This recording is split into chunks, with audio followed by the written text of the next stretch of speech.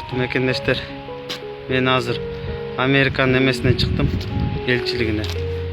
Чүнкү биздин кыймылга куугунтук болуп атат. Байын огонго да жазгам. Бул 2 мартта болгон окуя боюнча айтайын. Аякта провокаторлор атайлап провокация уюштурду. Саат 18:06 болуп калган. Тоңдон келген аты Рустам деген бала баштады мунучу. Ал интернетте деле жүрөт видеосу.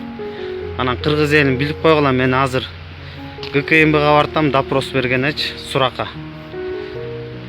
Анан ошол жактан эмне суроолору бар көрөбүз да дагы. Просто кыргыз элин билсин, бул провокацияны атайлап уюштурган бир топ. Кайсы топ экен ошо тергөө органдары акыйкат тергесин. Мен болгон ошол ата, мама, сарсана болбо, баары жакшы болот. Атыр, балдарым, Наиля кызым, каражаным, сарсана болбогула, баары жакшы болот. Бегуска, Аселе жеңе айтып кой. Кудайдын жазганын көрөбүз да эмне кылабыз. Кудай таалам биз тарапта, биз акыйкатты, чындыкты сүйлөдүк. Биз бийлик талашкана барган эмеспиз. Биз Садыр Жапаровду талашып бардык аяка. Мыйзамдуулук орносун, кыргыздар тентигени токтосун, тети мөңгүлөр талкаланганы токтосун деген талаптар менен барганбыз. Анан эми кыргыз элим өзүң акыйкат калыс көрүп турасың баарысын.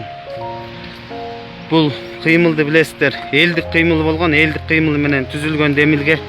Мунун эч кандай артында кишилер жок. Буга келген кишилер бүт өз ыктыяры менен келген.